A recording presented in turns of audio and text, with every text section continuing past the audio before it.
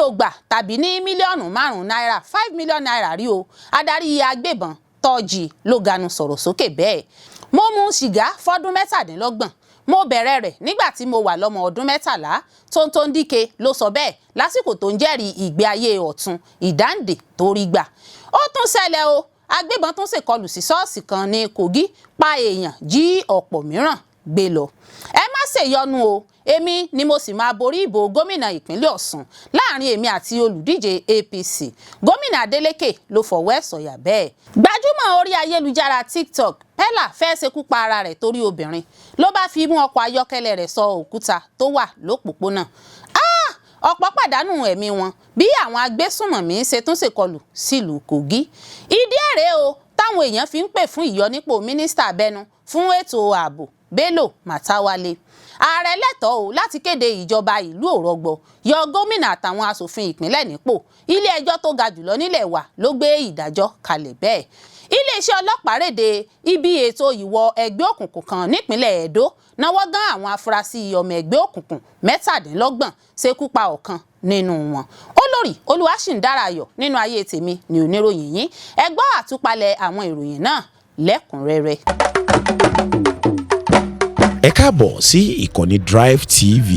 Fún ìgbà àkọ́kọ́, ẹ gbìyànjú láti like, share, subscribe kẹ́ ẹ lè máa gbádùn wa lóòrèkóòrè. Èmi ò gbà tàbí ní mílíọ̀nù 5 náírà 5 million naira rí o. Adarí agbébọn Tọ́jí ló ganu sọ̀rọ̀ sókè bẹ́ẹ̀. Ògbóǹtarìgì adarí agbébọn Bello Tọ́jí sọ wípé òun kò ní mílíọ̀nù 5 náírà 5 million naira rí láyé òun látìgbà tí wọ́n ti bí òun. Ó kọ̀ jálẹ̀ pé òun kò gba owó tàbí ọkọ̀ kankan lásìkò àdéhùn àlàáfíà pẹ̀lú ìjọba ìpínlẹ̀ Zamfara. Nínú fídíò kan tó gba orí ayélujára kan, adarí agbébọn náà sọ wípé àwọn ìgbésẹ̀ tó ń gbé kì í ṣe fún èrè tara òun nìkan. Fídíò rẹ̀ ọ̀hún ló jẹ́ ìdáhùn sí ẹ̀sùn tí Musa Kamarawa, alárinà àlàáfíà tẹ́lẹ̀ rí ti ìjọba ìpínlẹ̀ Sokoto àti Zamfara tí ìjọba ìpínlẹ̀ Sokoto àti Zamfara yàn láti ní ìfọ̀rọ̀jomitoro ọ̀rọ̀ pẹ̀lú àwọn ẹgbẹ́ agbébọn lápá ẹkùn àríwá ìwọ̀ oòrùn. Kamarawa ní Tọ́jí gba 30 mílíọ̀nù náírà 30 million naira lákòókò ọ̀pọ̀ ìpàdé pẹ̀lú gómìnà ìpínlẹ̀ Zamfara tẹ́lẹ̀ rí Bello Muhammad Matawalle tí í ṣe mínísítà abẹnú fọ́rọ̀ ètò ààbò ilẹ̀ wa nílé ìjọba ní Gusau. Wọ́n ní ọkọ̀ náà tún jẹ́ pínpín níbẹ̀ pẹ̀lú, ṣùgbọ́n tí Tọ́jí adarí agbébọn dá ẹ̀sùn àti ọ̀rọ̀ náà nù bí omi ìsanwó gẹ́gẹ́ bí irọ́ tó jìnnà sí òótọ́. Nínú fídíò náà, ó pe Allah. Ó ní látọjọ́ tí wọ́n ti bí òun kò tí ì gbà tàbí ní mílíọ̀nù 5 náírà 5 million naira rí. Ó ní ohun tóun ṣe kì í ṣe fún èrè tara òun nìkan. Ó ní wọn kò gbé 30 mílíọ̀nù náírà 30 million naira kankan kalẹ̀ fún àwọn. Tọ́jí fẹ̀sùn kan Kamarawa fún bó ṣe dalẹ̀ ìgbẹ́kẹ̀lé tí wọ́n fi lélẹ̀ lákòókò ìdúnàdúrà tó sì ṣàpèjúwe rẹ̀ gẹ́gẹ́ bí irọ́ òfégè àti ìjẹ́rìí ìkà. Ó ní àwọn gbà fohùn ṣọ̀kan lórí ọ̀rọ̀ àlàáfíà nígbà tí ìjọba ìpínlẹ̀ Zamfara yan Kamarawa, ṣùgbọ́n ohun tó ń sọ jáde náà kún fún irọ́ àti ẹ̀tàn. Ó ní kódà òun ò gba mílíọ̀nù 3 náírà. Tọ́jí kò so ara rẹ̀ pọ̀ mọ́ ọ̀rọ̀ òṣèlú dé. Ó ní pé òun kò gbé ìgbésẹ̀ kankan lórúkọ olóṣèlú kankan tàbí ẹgbẹ́ kankan. Ó ní àwọn kì í ṣe olóṣèlú, àwọn kì í sì ṣe irinṣẹ́ fún àwọn olóṣèlú. Ó sọ wípé kò sí èèyàn kankan tó ń kín àwọn lẹ́yìn. Ó tún tẹ̀síwájú dẹ̀bírú àwọn aládarí olóṣèlú tẹ́lẹ̀ rí fún bí wọ́n tún ṣe ń dákún ètò ààbò tó mẹ́hẹ fún ìgbà pípẹ́ ṣáájú ìṣèjọba Matawalle, pàápàá jùlọ gómìnà ìpínlẹ̀ Sokoto tẹ́lẹ̀ rí Attairu Bafarawa àti gómìnà ìpínlẹ̀ Zamfara tẹ́lẹ̀ rí Sẹ́nẹ́tọ̀ Ahmed Yerima, tó sì tún pè fún kí wọ́n fi gbòòrò òfin gbé àwọn méjèèjì ọ̀hún kí wọ́n sì gùn lé iṣẹ́ ìwádìí ìfimúfínlẹ̀. Bó tilẹ̀ jẹ́ pé kò mẹ́nuba ọ̀rọ̀ kankan nípa ìdúnàdúrà àìpẹ́ yìí pẹ̀lú ìjọba àpapọ̀, Tọ́jí sọ̀rọ̀ jáde láti gbèjà ara rẹ̀. Ó sọ wípé níwájú Allah nìkan lòun ti ń sọ̀rọ̀ yìí. Àwọn olùgbé ìlú ìpínlẹ̀ Sokoto ti kọminú lórí ìyípadà tuntun. Wọ́n ṣèkìlọ̀ pé wọ́n ti sọ awuyewuye náà di ọ̀rọ̀ òṣèlú ṣáájú ètò ìdìbò gbogbogbò ọdún 2027. Mo mu sìgá fọ́dún 27 27 years. Mo bẹ̀rẹ̀ rẹ̀ nígbà tí mo wà lọ́mọ ọdún 13. Tonton Dike ló sọ bẹ́ẹ̀ lásìkò tó ń jẹ́rìí ìgbé ayé ọ̀tun ìdáǹdè tó rí gbà.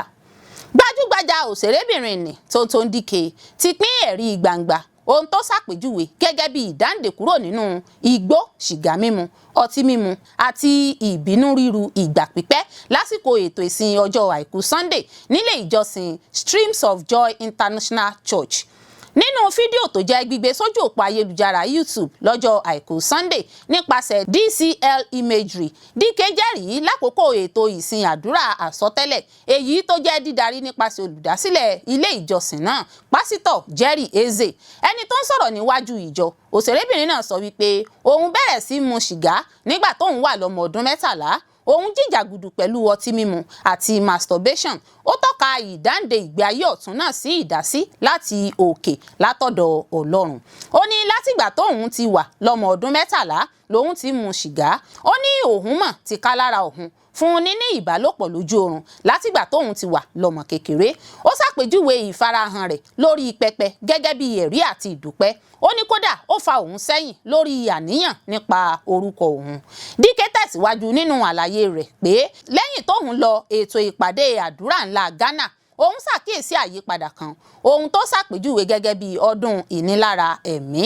Ó ní òun ṣàkíyèsí pé ọkùnrin alágbára kan tó mú òun nígbèkùn fún ọ̀pọ̀ ọdún lójú oorun nínú àlá òun sálọ. Ó fi kún pé ìrírí náà jẹ́ àmì àyípadà nínú ìgbé ayé ẹ̀mí òun. Òṣèrébìnrin náà tún sọ nípa ìjàgùdù rẹ̀ pẹ̀lú ohun tó pè ní ìbínú èṣù, èyí tó ní ó ti ṣáájú ṣàkóbá fún ìbáṣepọ̀ ìfẹ́ pẹ̀lú olólùfẹ́ òun àti ìgbé ayé ara òun.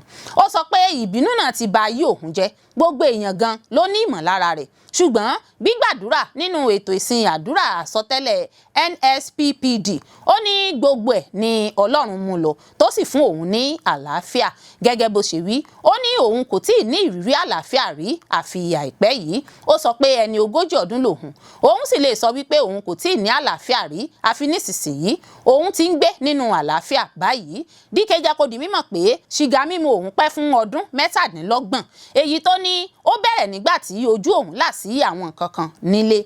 Ó rọ àwọn òbí láti gbé ìwà ìpalára, ìwà burúkú sájìnà réré sí àwọn ọmọ lójúnà láti dènà títẹ̀lé ìwà burúkú bẹ́ẹ̀.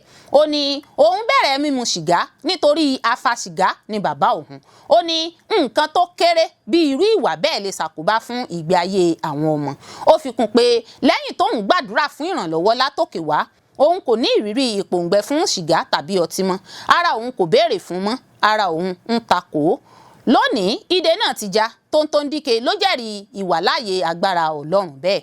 Nígbà tó yá ni àlùfáà Eze gbàdúrà fún òṣèrébìnrin náà tó sì kéde pé ara ẹ̀ṣẹ̀ náà ti di wíwó lulẹ̀, tó sì ṣàpèjúwe rẹ̀ gẹ́gẹ́ bí ohun kan nínú ìran rẹ̀. Láfikún sí ẹ̀rí rẹ̀, òṣèrébìnrin náà pín àwọn àwòrán oríṣiríṣi sórí ìtàkùn ayélujára Instagram rẹ̀ ní ilé ìjọsìn náà, tó sì kọ àkọlé sí i lórí tó pè ní ẹ̀rí ìwàláàyè àánú.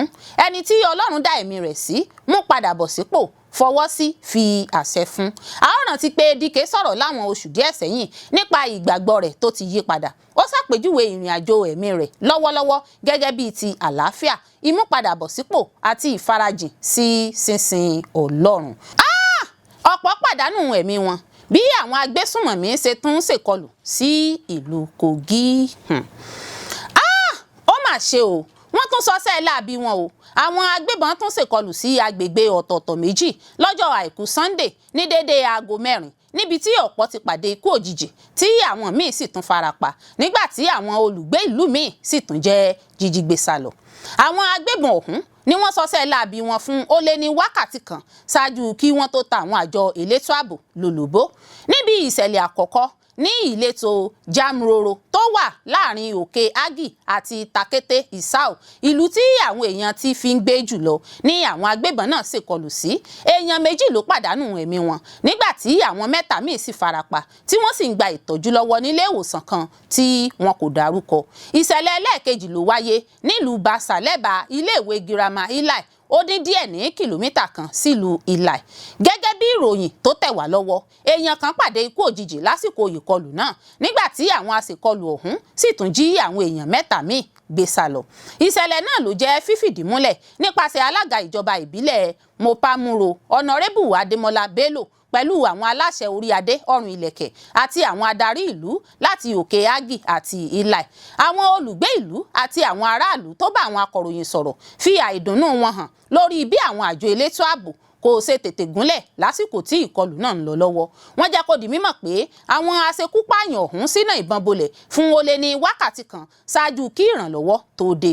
Ìṣẹ̀lẹ̀ ìkọlù ìpalára náà tó ti ṣokùnfà ìpayà ìbẹ̀rùbojo jákèjádò agbègbè náà pẹ̀lú bí àwọn olùgbé ìlú ṣe ń ké sí àwọn àjọ elétò ààbò àti àwọn aláṣẹ ìjọba láti tètè wá ojútùú ọ̀nà àbáyọ síṣòro ìpèníjà ìkọlù àwọn agbébọn tó ń wáyé lemọ́lemọ́ nílùú Mopamuro àti agbègbè ìlú náà. Gbogbo ìgbìyànjú àwọn akọ̀ròyìn láti kàn sí alukoro iléeṣẹ́ ọlọ́pàá ìpínlẹ̀ Kogi SP Williams Aya lórí ìkọlù náà ló já sí pàbó. Ikú òjijì ikú àìtọ́jọ́ kò ní ṣẹlẹ̀ sẹ́nìkọ̀ọ̀kan láṣẹ Elédùà.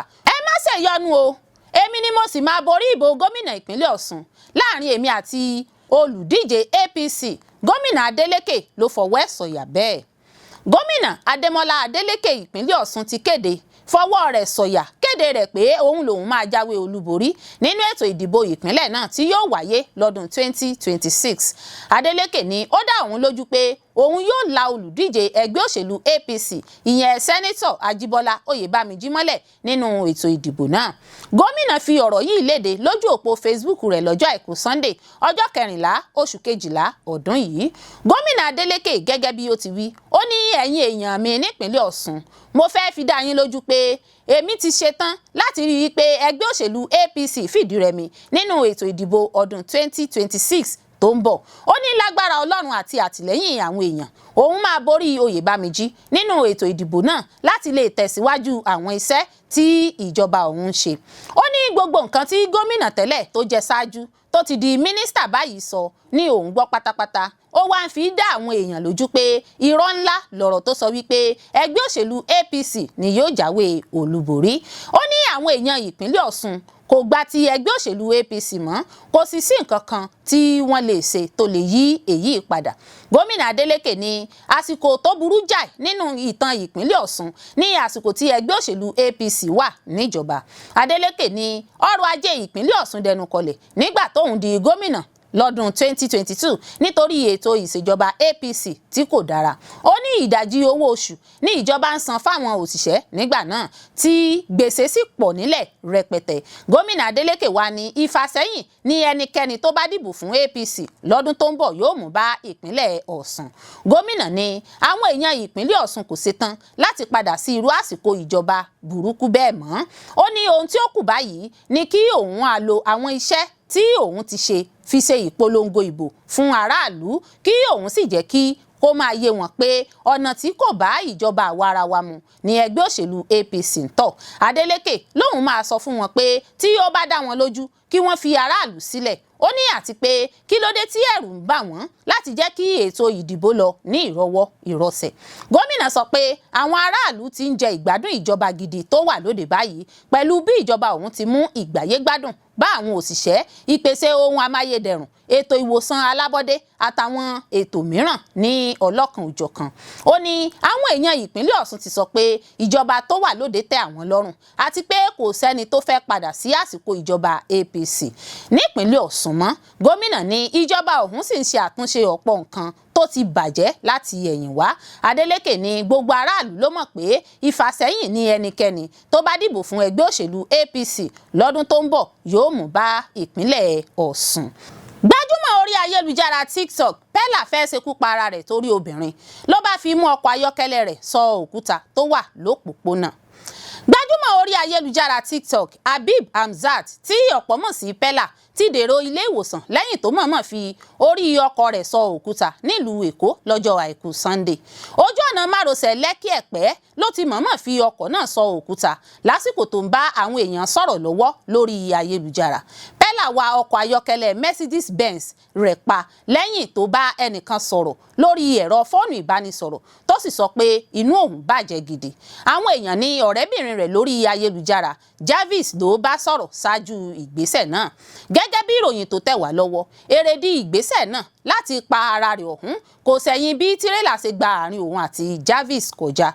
Lásìkò tó ń bá àwọn olólùfẹ́ rẹ̀ náà sọ̀rọ̀ lórí ayélujára ṣáájú ìṣẹ̀lẹ̀ ọ̀hún, ó ní òun máa wa ọkọ̀ yìí pa lọ́wọ́lọ́wọ́ báyìí.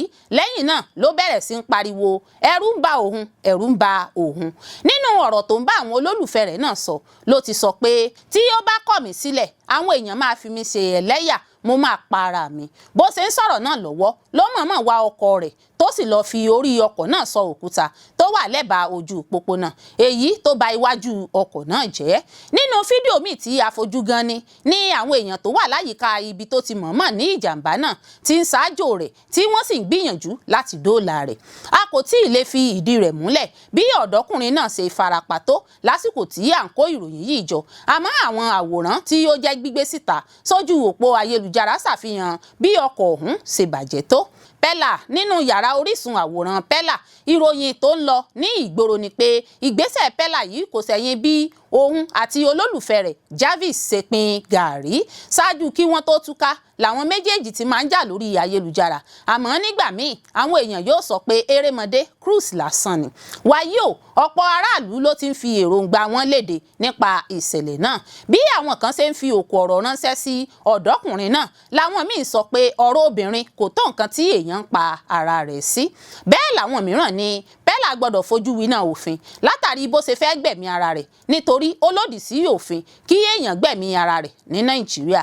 Gẹ́gẹ́ bí ìròyìn tó tẹ̀ wá lọ́wọ́, ṣùgbọ́n tí a kò tí ì lè fìdí rẹ̀ múlẹ̀ lásìkò tí à ń kó ìròyìn yìí jọ ni pé àjọ ẹ̀ṣọ́ ojú pópó FRSC ti kóró ojú sí ìwàkuwà Pella lójú pópó. Wọ́n ní yóò kojú ìjìyà tó tọ́ lábẹ́ òfin. Gbogbo ẹ̀yin awakọ̀ ọlọ́kadà, ẹ̀mí ò láàárọ̀ o, ẹ jẹ́ ká ṣe jẹ́jẹ́, ẹ jẹ́ ká ṣe sùúrù lójú pópó. A ò ní bá wọn rìn lọ́jọ́ tébi ń pa ọ̀nà láṣẹ Elédùà. Ó tún ṣẹlẹ̀ o, agbébọn tún ṣèkọlù sí ṣọ́ọ̀ṣì kan ní Kogi, pa èèyàn, jí ọ̀pọ̀ mìíràn gbé lọ. Ẹgbìnrin ọ̀tẹ̀ máa lọ́rọ̀ yìí kọlù àwọn ajínigbé agbébọn yìí o, tó jẹ́ pé bí a ti ń pa kan ni ọ̀kan rúwé. Ìròyìn tó tún tẹ̀ wá lọ́wọ́ báyìí ni pé èèyàn kan ti pàdánù ẹ̀mí rẹ̀ tí ọ̀pọ̀lọpọ̀ mìíràn sì tún kó sínú àhámọ́ àwọn agbébọn lásìkò tí àwọn agbébọn tún kọlù ilé ìjọsìn kan ní ìpínlẹ̀ Kogi lẹ́kùn àárín gbùngbùn àríwá orílẹ̀-èdè Nàìjíríà. Gẹ́gẹ́ bí àwọn aláṣẹ sì sọ, ìkọlù náà wáyé lówùúrọ̀ ọjọ́ àìkú Sunday ní ẹ̀ka ìjọ Evangelical Church Winning Hall ECWA tó wà ní ìletò Azikiri ní agbègbè ìjọba ìbílẹ̀ Kaba Bunu. Òṣìṣẹ́ ìjọba ìpínlẹ̀ Kogi kan tó bá BBC News Yorùbá sọ̀rọ̀ ṣùgbọ́n tí kò fẹ́ kí wọ́n dárúkọ òun nítorí pé kò láṣẹ láti bá akọ̀ròyìn sọ̀rọ̀ ṣàlàyé pé àwọn agbébọn náà ya wọ ilé ìjọsìn lásìkò tí iṣẹ́ ìsìn ń lọ lọ́wọ́ tí wọ́n sì ṣínà ìbọn bolẹ̀ níbẹ̀ kí wọ́n tó kó lára àwọn olùjọ́sìn tó wà níbẹ̀ sálọ. Ṣáájú ni àwọn iléeṣẹ́ ìròyìn abẹ́lé kan ti gbé irúfẹ́ ìròyìn ìkọlù báyìí tó wáyé láwọn agbègbè kan ní ìpínlẹ̀ náà síta, bó tilẹ̀ jẹ́ wípé àwọn aláṣẹ kò fìdí wọn múlẹ̀. Àmọ́ ìgbà kejì nìyí láàrin ọ̀sẹ̀ méjì tí àwọn agbébọn yóò máa ṣọṣẹ́ lágbègbè náà. Lọ́sẹ̀ méjì sẹ́yìn làwọn agbébọn náà yabo ilé ìjọsìn kan ní ìlú Èjìgbà níbi tí wọ́n ti jí pásítọ̀ kan àtàwọn ọmọ ìjọ gbé lọ. Wọn kò tí ì rí ìtúsílẹ̀ títí di àkókò tí à ń kó ìròyìn yìí jọ. Pẹ̀lúpẹ̀lú gbogbo akitiyan àwọn iléeṣẹ́ agbófinró àtàwọn olùgbé ìlú ló já sí pàbó. Bó tilẹ̀ jẹ́ wípé ìjọba orílẹ̀-èdè Nàìjíríà ń lọ ogun pé àwọn ń sa ipá láti dẹ́kun gulegule ààbò tó mẹ́hẹ. Síbẹ̀ ìṣẹ̀lẹ̀ yìí ń tan iná sídìí bí ọ̀rọ̀ ààbò ti ṣe di èyí tó ń kó aráàlú láyà sókè tó sọ ará ìlú sínú hílàhílò. Ìdí èrè o táwọn èèyàn fi ń pè fún ìyọnípò mínísítà abẹnú fún ètò ààbò Bello Matawalle. Ọ̀pọ̀ àwọn èèyàn ọmọ Nàìjíríà ló ti ń pè fún ìyọnípò mínísítà abẹnú fún ètò ààbò ní Nàìjíríà Bello Matawalle. Ìdí abájọ ni pé wọ́n ní Matawalle ní àjọṣepọ̀ pẹ̀lú àwọn jàǹdùkú agbébọn tó ń ṣọṣẹ́ lápá àríwá orílẹ̀-èdè Nàìjíríà. Kódà àwọn kan tiẹ̀ sọ pé kí Matawalle kọ̀wé fipò rẹ̀ sílẹ̀ kí ìjọba sì ṣèwádìí àwọn ẹ̀sùn tí wọ́n fi kàn án. Àmọ́ Matawalle ní àwọn tó ń fẹ̀sùn kan òun ti tọwọ́ òṣèlú bọ ọ̀rọ̀ náà àti pé irọ́ ńlá lẹ̀sùn tí wọ́n kà sí òun lọ́rùn. Ó ní ọjọ́ ti pẹ́ táwọn kan lágbo òṣèlú tí wọ́n ń wá ìṣubú òun ti máa ń sọ oríṣiríṣi nǹkan tó jẹ́ irọ́ nípa òun. Ọ̀rọ̀ yìí tún jẹ jáde lẹ́yìn tí olùdámọ̀ràn Màtáwálé tẹ́lẹ̀ Musa Muhammad Kamarawa ṣe fídíò kan nínú èyí tó ti fẹ̀sùn kàn wípé ó máa ń fáwọn jàǹdùkú agbébọn lówó. Kódà ó ní Màtáwálé tún ra ọkọ̀, ilẹ̀, nǹkan ọ̀sìn àtàwọn nǹkan míì fáwọn jàǹdùkú àgbébọn. Ìdí nìyí táwọn agbẹjọ́rò kan fi ké pe mínísítà abẹnú fún ètò ààbò láti kọ̀wé fipò rẹ̀ sílẹ̀ kí ìjọba lè ṣèwádìí rẹ̀. Adarí àwọn amòfin náà Hamza Nuhu Dantani sọ pé Màtáwálé ní láti kọ̀wé fipò sílẹ̀ káwọn agbófinró sì fọ̀rọ̀ wá lẹ́nu wò. Ó ní tí kò bá sì ṣe eléyìí àwọn yóò gbé lọ sí ilé ẹjọ́. Ẹ̀wẹ̀, kọmíṣánná fún ètò ìròyìn nígbà tí Màtáwálé fi jẹ́ gómìnà ìpínlẹ̀ Zamfara Ibrahim Dosara sọ pé ẹ̀sùn tí wọ́n fi kan Màtáwálé kì í ṣe tuntun rárá. Ó ní ó ti pẹ́ táwọn èèyàn ti máa ń sọ̀rọ̀ yìí láti ìgbà tí Màtáwálé ti ṣe ìfọ̀rọ̀wérọ̀ pẹ̀lú àwọn agbébọn ní ìpínlẹ̀ Zamfara kí àlàáfíà lè jọba níbẹ̀. Ó ní Màtáwálé ló wá gbogbo ọ̀nà tí àlàáfíà fi lè jọba nípínlẹ̀ Zamfara nígbà náà látàrí báwọn jàǹdùkú ọ̀hún ṣe ń fẹ̀mí àwọn èèyàn ṣòfò. Ẹ̀sùn tí wọ́n fi kan Màtáwálé kò lẹ́sẹ̀ nílẹ̀ rárá nítorí ètò ìdìbò ọdún 2027 tó ń bọ̀ làwọn èèyàn tó ń sọ̀rọ̀ náà fi ń ṣe bẹ́ẹ̀. Ẹ̀rù ń ba àwọn kan wípé ó lè ṣèwádìí wọn pẹ̀lú ipò tó wà ó sì lè fìyà jẹ wọ́n làwọn náà ṣe ń wá ọ̀nà láti bà á lórúkọ jẹ́. Nítorí náà òṣèlú ló wà nínú ẹ̀sùn tí wọ́n fi kan mínísítà abẹ́nú fún ètò ààbò náà. Iléeṣẹ́ ọlọ́pàá réde ibi ètò ìwọ ẹgbẹ́ òkùnkùn kan nípínlẹ̀ Èdó náwó gán àwọn afurasí ọmọ ẹgbẹ́ òkùnkùn 17 ṣekú pa ọ̀kan nínú wọn. Èèyàn kan pàdánù ẹ̀mí rẹ̀ nígbà tí àwọn ọmọ ẹgbẹ́ òkùnkùn 17 sì jẹ́ fífi gbòòrò òfin gbé lákòókò ètò ìwọ ẹgbẹ́ òkùnkùn lábúlé Uroyi níjọba ìbílẹ̀ ìwọ̀ oòrùn Isan nípínlẹ̀ náà. Alukoro iléeṣẹ́ ọlọ́pàá ìpínlẹ̀ náà Eno Ikọ̀ Edem ló sọ èyí nínú àtẹ̀jáde kan tó jẹ́ gbígbé jáde síta lọ́jọ́ Ajé Monday. Ikọ̀ Edem sọ wípé ìfigbóró òfin gbé náà wáyé lọ́jọ́ 13 oṣù kejìlá ní dédé aago 10 alẹ́ lẹ́yìn ìtanilólobó iṣẹ́ ìwádìí ìfimúfínlẹ̀. Àtẹ̀jáde náà kà báyìí pé lákòókò iṣẹ́ ìréde náà lábúlé Uroyi níjọba ìbílẹ̀ ìwọ̀ oòrùn Isan nípínlẹ̀ náà, iléeṣẹ́ ọlọ́pàá ìpínlẹ̀ Èdó fi gbòòrò òfin gbé àwọn afurasí ọmọ ẹgbẹ́ òkùnkùn Neo Black Axe Movement of Nigeria Black Axe. Iṣẹ́ ìréde náà ló wáyé ní ọjọ́ àbámẹ́ta Sátidé ọjọ́ 13 oṣù kejìlá ọdún 2025 ní dédé aago 10 lẹ́yìn ìtanilólobó àti iṣẹ́ ìwádìí ìfimúfínlẹ̀ pé àwọn afurasí ọmọ ẹgbẹ́ òkùnkùn kan kóra wọn jọ lágbègbè kan ní ìwọ̀n kìlómítà 18 láti Epoma fẹ́tò ìwọ ẹgbẹ́ òkùnkùn. Ẹni tó gùn lé ìgbésẹ̀ lórí ìtanilólobó náà níléeṣẹ́ ọlọ́pàá ọ̀gá ọlọ́pàá DPO àgọ́ ọlọ́pàá Epoma SP Nelson Igbinoba darí ikọ̀ àgbáríjọpọ̀ àjọ elétò ààbò ọlọ́pàá ikọ̀ fìjìláńtẹ́ ìbílẹ̀ àti àwọn ọlọ́dẹ ìbílẹ̀ lọ sí agbègbè náà lásìkò tí wọ́n gbìyànjú láti náwó gán àwọn afurasí. Ọ̀kan nínú àwọn ọmọ ẹgbẹ́ òkùnkùn náà ṣínà ìbọn bolẹ̀ sáwọn ọlọ́pàá lásìkò ìdojú ìjà ìbọn kọrẹni náà ní afurasí ọmọ ẹgbẹ́ òkùnkùn kan ti jẹ́ mímú balẹ̀ tó sì gbèkúrú lọ́wọ́ ẹ̀bọ̀ra. Àwọn afurasí ọmọ ẹgbẹ́ òkùnkùn 17 ni wọ́n fi síkùn òfin gbé nígbà tí àwọn ohun èlò míì sì jẹ́ gbígbà padà kúrò lọ́wọ́ wọn gẹ́gẹ́ bí ẹ̀rí ìbọn ìléwọ́ ìbílẹ̀, ọta ìbọn, àáké dúdú kan, ọ̀bẹ kan àti ọkọ̀ ayọ́kẹ́lẹ́ Toyota Camry pẹ̀lú nọ́mbà ìdánimọ̀ AUC 377. Àwọn nǹkan míì tí wọ́n tún rí gbà padà lọ́wọ́ wọn ni ọkọ̀ ayọ́kẹ́lẹ́ Toyota Camry míì pẹ̀lú nọ́mbà ìdánimọ̀ RBC 867JJ, ọkọ̀ jíìpù Lexus RX láìsí nọ́mbà ìdánimọ̀, àwọn oríṣiríṣi fóònù 51, àwọn bàtà oríṣiríṣi àwọ̀ àti ọ̀pọ̀ àwọn àpò báàgì tó kún fún àwọn oògùn olóró. Kọmíṣánná ọlọ́pàá ìpínlẹ̀ náà Monday Agbonika pàṣẹ kí wọ́n taari ẹjọ́ náà lọ sí ẹ̀ka agbófinró tó ń rí sí ìwádìí ìṣẹ̀lẹ̀ ọ̀daràn SCID fún ìwádìí ìfimúfínlẹ̀ tó lóòrìn àti fún ìdájọ́ ìjìyà tó yẹ. Ó gbóríyìn fún ìdásí kánmọ́nkóbó àti iṣẹ́ takuntakun ikọ̀ agbófinró ọlọ́pàá. Agbonika tún mú dá àwọn aráàlú lójú nípa ìfarajìn iléeṣẹ́ ọlọ́pàá tí kò lẹ́lẹ́gbẹ́ lójú náà láti gbógun ti ìwà ẹgbẹ́ òkùnkùn àti àwọn ìwà ọ̀daràn míì jákèjádò ìpínlẹ̀ náà. Ó rọ àwọn olùgbé ìlú láti tẹ̀síwájú ṣàtìlẹ́yìn fún àwọn ọlọ́pàá pẹ̀lú ìtanilólobó àsìkò tó jẹ́ òtítọ́ nípasẹ̀ àwọn ìlà pàjáwìrì. Tí a ò bá gbàgbé, a ó rántí pé iléeṣẹ́ ọlọ́pàá ìpínlẹ̀ Delta fi gbọ́rọ̀ òfin gbé àwọn afurasí ọmọ ẹgbẹ́ òkùnkùn 4 fún mímú ọmọ kékeré wọnú ẹgbẹ́ òkùnkùn lágbègbè Sapele nípínlẹ̀ náà. Nínú fídíò tó gba ìgboro kan náà ló ṣàfihàn ọmọ kékeré ọ̀hún tí àwọn afurasí fi aṣọ bò lójú tí wọ́n sì tún da ọtí líle sẹ́nu rẹ̀ ní tipátipá. Ààrẹ lẹ́tọ̀ọ́ láti kéde ìjọba ìlú òrọ̀gbọ, yọ gómìnà àtàwọn aṣòfin ìpínlẹ̀ nípò. Ilé ẹjọ́ tó ga jùlọ nílẹ̀ wa ló gbé ìdájọ́ kalẹ̀ bẹ́ẹ̀. Ilé ẹjọ́ tó ga jùlọ lórílẹ̀‐èdè Nàìjíríà ti gbé ìdájọ́ kalẹ̀ pé ààrẹ ní àṣẹ láti kéde ìjọba ìlú òfararọ̀ ní ìpínlẹ̀ yòówù láti dènà wàhálà tàbí ìlàhílò níbẹ̀. Nínú ìdájọ́ tí àwọn adájọ́ 7 tó jókòó gbọ́ ẹjọ́ náà gbé kalẹ̀, 4 nínú wọn dájọ́ gbé ẹ̀tọ́ ààrẹ lẹ́yìn tí ọ̀kan yòókù sì takò. Ilé ẹjọ́ tó ga jùlọ ní Nàìjíríà wòye pé lásìkò ìjọba ìlú òrọ̀gbọ, ààrẹ lè ní kí àwọn adarí tí ìlú dìbò yàn lọ rọ́kùn nílé. Àmọ́ ṣá irúfẹ́ ìgbésẹ̀ bẹ́ẹ̀ kò gbọ́dọ̀ ju ìwọ̀nba àkókò kan lọ. Nínú ìdájọ́ olùborí tó gbé kalẹ̀, onídàájọ́ Mohammed Idris gbé ìdájọ́ kalẹ̀ pé abala 45 ìwé òfin Nàìjíríà ró ààrẹ lágbára láti gbé ìgbésẹ̀ tó bá yẹ láti dá àlàáfíà padà sí ibikíbi tí wọ́n bá ti kéde ìjọba ìlú òrọ̀gbọ. Onídàájọ́ Mohammed Idris ní abala náà kò sọ nísàn irú ìgbésẹ̀ tó lè gbé, eléyìí tó ti pàṣẹ bẹ́ẹ̀ fún ara rẹ̀ lágbára láti lo ọ̀nà yòówù tó bá fẹ́ gẹ́gẹ́ bí èyí tó rí i pé yóò tọ̀nà fún ohun tó wà nílẹ̀.